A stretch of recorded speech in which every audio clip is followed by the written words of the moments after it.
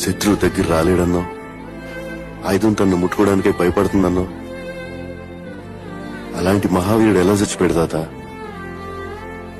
కత్తి వేటు కన్నా బల్లెం పోటు కన్నా దారుణమైనది వెన్నుపోటు మహేంద్ర. ఎవరు తాత? ఎవరు? సాయచ్చే.